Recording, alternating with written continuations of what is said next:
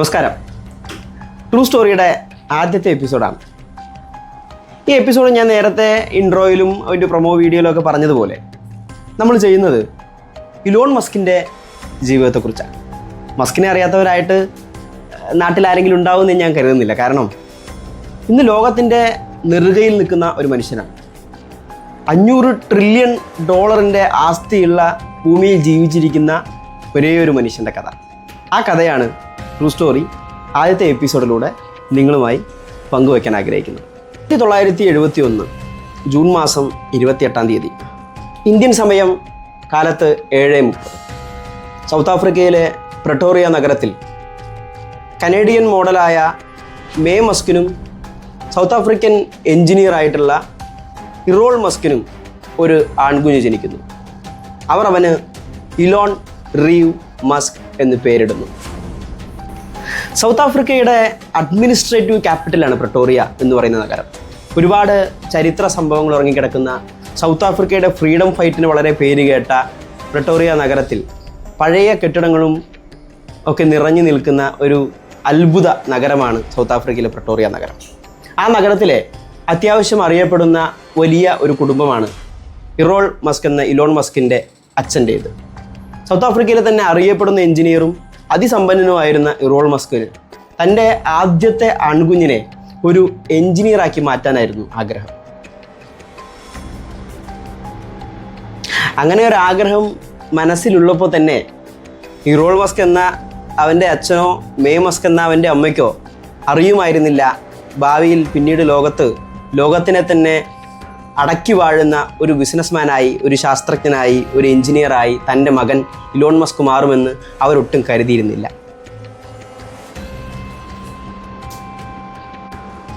നന്നേ ചെറുപ്പത്തിലെ തന്നെ അച്ഛൻ്റെ എഞ്ചിനീയറിംഗ് ജോലികളിൽ തൽപരനായിരുന്നു ഇലോൺ മസ്ക്. വീട്ടിൽ അച്ഛൻ ജോലി കഴിഞ്ഞെത്തിയാൽ അച്ഛൻ്റെ വരയിലും കുറിയിലും പ്ലാനിങ്ങിലും ഒക്കെ ഇലോൺ മസ്കിൻ്റെ കണ്ണെത്തുമായിരുന്നു. അച്ഛനെ സഹായിക്കാനും അച്ഛൻ്റെ എഞ്ചിനീയറിംഗ് ജോലി പഠിച്ചെടുക്കാനും ഇലോൺ മസ്കിന് വളരെ പെട്ടെന്ന് കഴിഞ്ഞു. ഇങ്ങനെയൊക്കെ ആയിരുന്നെങ്കിലും സ്കൂളിലും തൻ്റെ ക്ലാസ് മുറികളിലും കൂട്ടുകാർക്കിടയിലുമെല്ലാം ഒരു അന്തർമുഖനായ ചെറുപ്പക്കാരനായിട്ടായിരുന്നു മസ്ക് വളർന്നത്. തീർത്തും ഇൻട്രോവേർട്ടായൊരു ബാല്യം ആയിരുന്നു മസ്കിൻ്റേത്. അങ്ങനെ ഇരിക്കുമ്പോൾ ഒരു ദിവസം മസ്ക് വീട്ടിലെത്തി തൻ്റെ അച്ഛനോടൊരു പരാതി പറയുന്നുണ്ട്. തൻ്റെ കൂട്ടുകാരെല്ലാം തന്നെ കളിയാക്കുന്നു, തന്നെ കളിയാക്കി ചിരിക്കുന്നു, തന്നെ ഒറ്റപ്പെടുത്തുന്നു എന്നെല്ലാം പറഞ്ഞ് മസ്ക് തൻ്റെ അച്ഛനോട് പരാതി പറയുന്നുണ്ട്. ആ പരാതിക്ക് മറുപടിയായിട്ട് അവൻ്റെ അച്ഛൻ അവന് കൊടുത്ത മറുപടി, നീ നിൻ്റെ കാര്യം നോക്കുക, മറ്റുള്ളവർ എന്തു പറയുന്നു എന്നതിനെക്കുറിച്ച് നീ ചിന്തിക്കേണ്ട കാര്യമില്ല, അവരുടെ താല്പര്യങ്ങൾക്കനുസരിച്ച് നീ മാറി നടക്കേണ്ട കാര്യമില്ല, നീയായി തന്നെ ജീവിക്കുക, നീയായി മുന്നോട്ട് പോവുക എന്നുള്ള ഉപദേശമാണ് അച്ഛൻ ഇലോൺ മസ്കിന് കൊടുക്കുന്നത്. വളരെ അന്തർമുഖനും മിണ്ടാപ്രാണിയും ഒക്കെ ആയിരുന്നെങ്കിലും സ്കൂളിലെ നിരന്നു നിൽക്കുന്ന കമ്പ്യൂട്ടർ റൂമുകൾക്ക് എന്നും അവനോട് നല്ല പ്രണയമായിരുന്നു. കമ്പ്യൂട്ടറിൻ്റെ മുഴുവൻ കാര്യങ്ങളും മറ്റുള്ള വിദ്യാർത്ഥികളെക്കാൾ വളരെ വേഗത്തിൽ പഠിച്ചെടുക്കുന്ന ഇലോൺ മസ്ക് ആ സ്കൂളിലെ അധ്യാപകർക്ക് പോലും വലിയ അത്ഭുതമായിരുന്നു. അങ്ങനെ ഇരിക്കെയാണ് തൻ്റെ 12ാമത്തെ വയസ്സിൽ 7ാം ക്ലാസ്സിൽ പഠിക്കുമ്പോൾ ഇലോൺ മസ്ക് ഒരു കമ്പ്യൂട്ടർ ഗെയിം സ്വന്തമായി ആരുടെയും പരസഹായമില്ലാതെ വികസിപ്പിച്ചെടുത്തു എന്ന് മാത്രമല്ല, ആ കമ്പ്യൂട്ടർ ഗെയിം ഒരു കമ്പ്യൂട്ടർ മാഗസിന് തൻ്റെ 12ാമത്തെ വയസ്സിൽ നല്ല വിലയ്ക്ക് വിൽക്കുന്നുമുണ്ട് മസ്ക്. അന്ന് തന്നെ തൻ്റെ മകനിലെ ഒരു വ്യവസായ സംരംഭകനെ ആ സ്കൂളിലെ അധികൃതരും അതുപോലെ തന്നെ ഇലോൺ മസ്കിൻ്റെ മാതാപിതാക്കളും അന്ന് തന്നെ തിരിച്ചറിഞ്ഞിട്ടുണ്ട്. അങ്ങനെ ഇരിക്കുമ്പോഴാണ് 1988 മസ്കിൻ്റെ അച്ഛനും അമ്മയും അവരുടെ വിവാഹബന്ധം വേർപെടുത്തുന്നത്. ജന്മനാ കനേഡിയൻ പൗരയായ മേ മസ്ക് വിവാഹമോചനത്തിന് ശേഷം കാനഡയിലേക്ക് തിരിച്ചു പോകുന്നു. മസ്ക് ആകട്ടെ അച്ഛൻ്റെ കൂടെ സൗത്ത് ആഫ്രിക്കയിലും. തൻ്റെ സ്കൂൾ വിദ്യാഭ്യാസത്തിനു ശേഷം മസ്ക് തൻ്റെ ഹയർ സ്റ്റഡീസ് നടത്താൻ തീരുമാനിക്കുന്നത് കാനഡയിലാണ്. അത് സൗത്ത് ആഫ്രിക്കൻ ഗവൺമെൻറ്റിൻ്റെ സംരംഭകരോടുള്ള എതിർപ്പും അവരോടുള്ള സമീപനവും അതുപോലെ തന്നെ കറുത്ത വർഗ്ഗക്കാരോട് ആ ഗവൺമെൻറ് കാട്ടുന്ന സമീപനവുമെല്ലാം മസ്കിനെ വല്ലാതെ ഈ തീരുമാനമെടുക്കാൻ പ്രേരിപ്പിക്കുന്നുണ്ട്. തൻ്റെ മാതാവ് മേ മസ്ക് കനേഡിയൻ പൗരയായതുകൊണ്ട് തന്നെ കാനഡയിലേക്ക് താമസം മാറ്റിയ മസ്ക് അധികം വൈകാതെ തന്നെ കനേഡിയൻ പൗരത്വം സ്വീകരിക്കുന്നു. കാനഡയിലെ പെൻസിൽവാനിയ യൂണിവേഴ്സിറ്റിയിൽ തൻ്റെ ഫിസിക്സിലും എക്കണോമിക്സിലും ബിരുദ പഠനം പൂർത്തിയാക്കിയ ശേഷം സ്റ്റാൻഫോർഡിലേക്ക് ബിരുദാനന്തര പഠനത്തിന് വേണ്ടി ഇലോൺ മസ്ക് മാറുന്നുണ്ട്.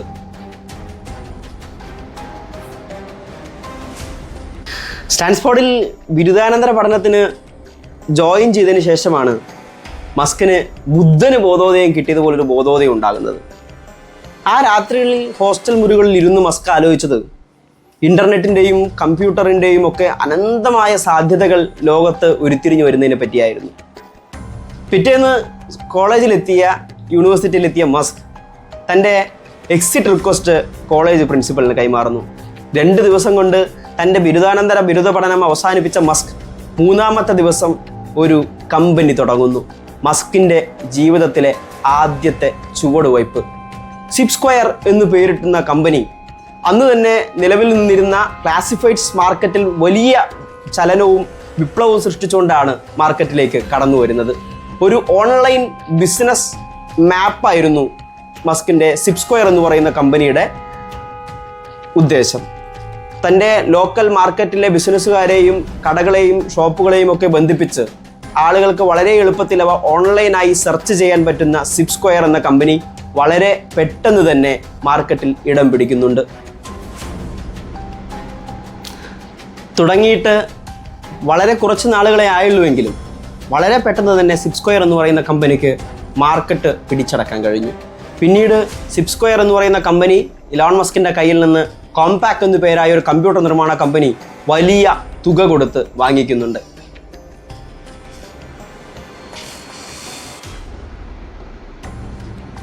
കോംപാക്കുമായുള്ള സിപ്സ്ക്വയറിൻ്റെ വിൽപ്പനയ്ക്ക് ശേഷം മസ്ക് അടുത്തതായി തുടങ്ങുന്ന കമ്പനി എന്ന് പറയുന്നത് X.com എന്ന് പറയുന്നൊരു കമ്പനിയാണ്.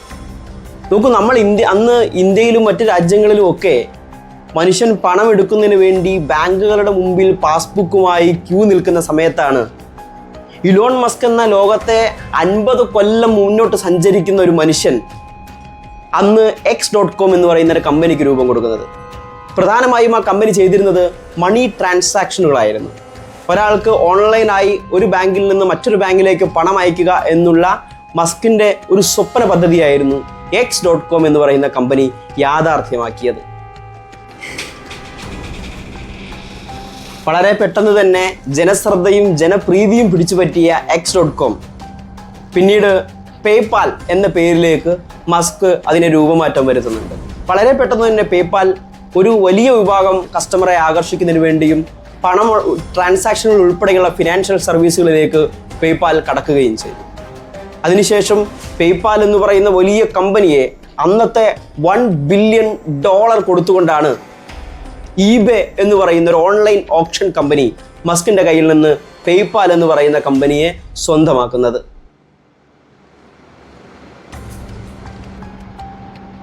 ബിസിനസ്സിലും എൻജിനീയറിങ്ങിലും കണ്ടുപിടുത്തങ്ങളിലും മാത്രമായിരുന്നില്ല മസ്ക് നിറഞ്ഞു നിന്നത്. മസ്കിൻ്റെ ജീവിതത്തിൽ ഉടനീളം വിവാദങ്ങളിലും നിറഞ്ഞു നിന്നൊരു മനുഷ്യനായിരുന്നു ഇലോൺ മസ്ക്. 2023 ലോകത്തെ ആകെ ശ്രദ്ധയാകർഷിച്ച ഒരു ട്വിറ്ററിൽ മസ്ക് പിന്നീട് ഏറ്റെടുത്ത എക്സിൽ ഒരു ക്യാമ്പയിൻ നടക്കുന്നത്. ആ ക്യാമ്പയിൻ ഇങ്ങനെയാണ്: ജൂതന്മാർ നുഴഞ്ഞു കയറുകയും കുടിയേറി പാർക്കുകയും ചെയ്ത് അമേരിക്കയിൽ ജൂതന്മാരുടെ ജനസംഖ്യ പെരുകുകയും അമേരിക്കൻ വംശജരായ വെള്ളക്കാരുടെ ജനസംഖ്യ കുറഞ്ഞു വരികയും ചെയ്യുന്നു എന്നുള്ള ഒരു ക്യാമ്പയിൻ എക്സിലാകെ പടർന്നു. ആ എക്സ് ക്യാമ്പയിൻ്റെ ലോകത്തിൻ്റെ വിവിധ ഭാഗത്ത് നിന്ന് മസ്കിനെതിരായ വലിയ വിമർശനങ്ങൾക്ക് വഴിവെച്ചു. ഇത് മസ്കിൻ്റെ ബിസിനസ്സുകൾക്കും വലിയ ഡാമേജുകളും ഉണ്ടാക്കി. ലക്ഷക്കണക്കിന് ജൂയിഷ് പ്രൊഫൈലുകൾ എക്സിൽ നിന്ന് അപ്രത്യക്ഷമാവുകയും ചെയ്തു. തനിക്ക് അപകടം പറ്റിയെന്ന് മനസ്സിലാക്കിയ മസ്ക് പിന്നീട് തൻ്റെ പ്രസ്താവനയെ ഖേദിച്ചുകൊണ്ട് എക്സിലൊരു കുറിപ്പ് ഇറക്കുന്നുമുണ്ട്. പിന്നീട് അവിടെ നിന്ന് അങ്ങോട്ട് കമല ഹാരിസിനെതിരായി കൊണ്ട് നടത്തിയ പ്രസ്താവനകൾ, അതുപോലെ തന്നെ ടൈലർ സ്വിഫ്റ്റിനെതിരായി നടത്തിയ പ്രസ്താവനകളെല്ലാം മസ്കിനെ വിവാദങ്ങൾ വിട്ടൊഴിയാതെ പിന്തുടർന്നുകൊണ്ടേയിരുന്നു. ഏറ്റവും ഒടുവിൽ ലോകത്തിലെ സകല സ്വകാര്യ സർവേ ഏജൻസികളും 2024 നടക്കുന്ന അമേരിക്കൻ പ്രസിഡന്റ് തെരഞ്ഞെടുപ്പുമായി ബന്ധപ്പെട്ട് നടത്തിയ പ്രവചനങ്ങൾ നിലവിലെ വൈസ് പ്രസിഡന്റായി ഇരിക്കുന്ന പ്രസിഡന്റ് സ്ഥാനാർത്ഥിയായി മത്സരിക്കുന്ന ഇന്ത്യൻ വംശജ കൂടിയായിട്ടുള്ള കമല ഹാരിസ് അമേരിക്കൻ പ്രസിഡന്റായി തിരഞ്ഞെടുക്കപ്പെടും എന്നായിരുന്നു ലോകത്തിലെ എല്ലാ സർവേ ഏജൻസികളും പ്രവചിച്ചത്. എന്നാൽ ഡൊണാൾഡ് ട്രംപിനെ പിന്തുണച്ച് മസ്ക് രംഗത്ത് വരികയുണ്ടായി. ഡൊണാൾഡ് ട്രംപിനെ പിന്തുണച്ച് മസ്ക് രംഗത്ത് വന്നതോടുകൂടി അമേരിക്കയിൽ തെരഞ്ഞെടുപ്പിന്റെ ചിത്രം തന്നെ മാറിമറിക്കാൻ കഴിയുന്ന ഒന്നായിരുന്നു മസ്കിന്റെ ട്രംപിനോടുള്ള അനുകൂല പ്രസ്താവന.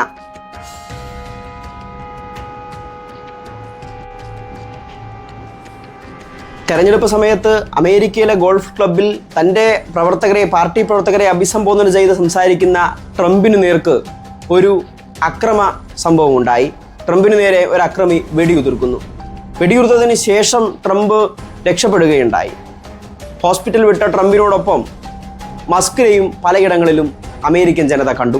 പിന്നീട് അവിടെ നിന്നങ്ങോട്ട് മസ്ക് നടത്തിയൊരു പ്രസ്താവനയായിരുന്നു പിന്നീട് വിവാദത്തിലേക്ക് വഴിതെളിച്ചത്. എന്തുകൊണ്ടാണ് കമല ഹാരിസിന് നേരെയും ജോ ബൈഡന് നേരെയും ഇതുപോലെയുള്ള അക്രമങ്ങൾ നടക്കാത്തത്, വെടിവെപ്പ് നടക്കാത്തത് എന്നായിരുന്നു മസ്കിന്റെ ചോദ്യം. ആ ചോദ്യത്തിന് അന്ന് വലിയ രാഷ്ട്രീയ മാനം ആ തെരഞ്ഞെടുപ്പിനകത്തുണ്ടായി. മസ്കിന് നേരെ വെടിയുതിർത്തത് കമല ഹാരിസും ജോ ബൈഡനും ഏർപ്പാടാക്കിയ വാടക കൊലയാളിയാണ് എന്ന് പോലും അമേരിക്കയിലെ പല കോണുകളിൽ നിന്ന് വിമർശനം ഉയർന്നു വന്നിരുന്നു. ആ ഒറ്റ പ്രസ്താവന കൊണ്ട് അമേരിക്കൻ തെരഞ്ഞെടുപ്പ് ചിത്രം തന്നെ മാറ്റിമറിച്ച ഒരു മനുഷ്യനായി പിന്നീട് ഇലോൺ മസ്ക് മാറുന്നുണ്ട്.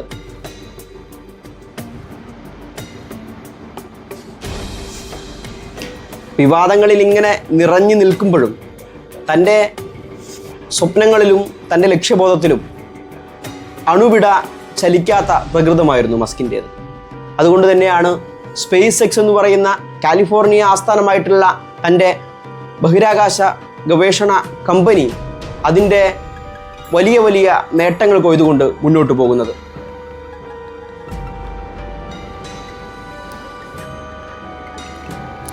രണ്ടായിരത്തി സ്ഥാപിക്കുന്ന സ്പേസ് എക്സ് എന്ന് പറയുന്ന സ്വകാര്യ ബഹിരാകാശ കമ്പനി ലോകത്തെ തന്നെ ആദ്യമായി ദ്രവരൂപത്തിലുള്ള ഇന്ധനം ഉപയോഗിച്ച് ഒരു റോക്കറ്റിനെ ബഹിരാകാശ നിലയത്തിലേക്ക് എത്തിക്കുന്ന ആദ്യത്തെ കമ്പനിയായി 2008 സ്പേസ് എക്സ് മാറി.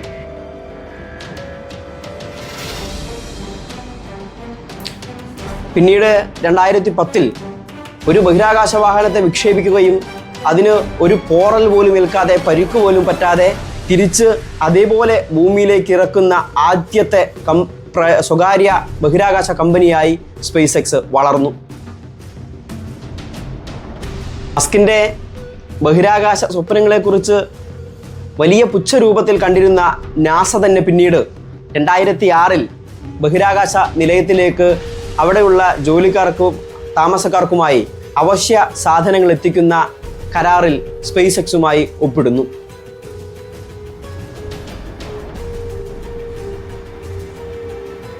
ബഹിരാകാശ യാത്രയുടെ ചിലവ് കുറയ്ക്കുക, മനുഷ്യൻ ഇതുവരെയും കണ്ടുപിടിക്കാത്ത ബഹിരാകാശ രഹസ്യങ്ങളെ കണ്ടെത്തുക, ചൊവ്വയിൽ മനുഷ്യന്മാരുടെ കോളനി ഉണ്ടാക്കുക തുടങ്ങിയ ലക്ഷ്യങ്ങളാണ് സ്പേസ് എക്സിലൂടെ ഇലോൺ മസ്ക് നടപ്പിലാക്കിക്കൊണ്ടിരിക്കുന്നത്, ലോകത്തെ അത്ഭുതപ്പെടുത്തിക്കൊണ്ടിരിക്കുന്നത്.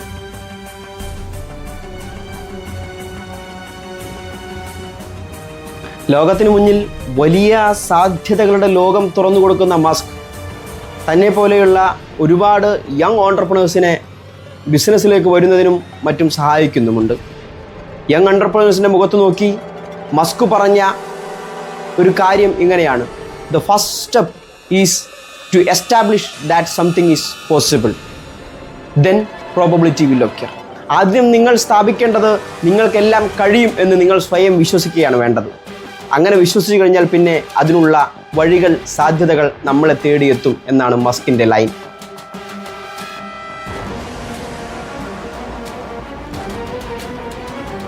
ഇങ്ങനെ വളർന്ന് ടെസ്ല എന്ന് പറയുന്ന ഒരു വാഹന നിർമ്മാണ കമ്പനി നഷ്ടത്തിലേക്ക് കൂപ്പുകുത്തിക്കൊണ്ടിരിക്കുകയായിരുന്ന വാഹന നിർമ്മാണ കമ്പനിയെ നഷ്ടത്തിൽ നിന്ന് ഏറ്റെടുക്കുകയും തൻ്റെ ഐഡിയാസ് ഇംപ്ലിമെൻ്റ് ചെയ്ത് തൻ്റെ ആശയങ്ങൾ നടപ്പിൽ വരുത്തി ടെസ്ല എന്ന് പറയുന്ന ഒരു വാഹന നിർമ്മാണ കമ്പനിയെ ലോകത്തിൻ്റെ നെറുകയിൽ കൊണ്ടുചെന്ന് എത്തിച്ച ഇലോൺ മസ്ക് എന്ന മാന്ത്രികൻ്റെ കഥ.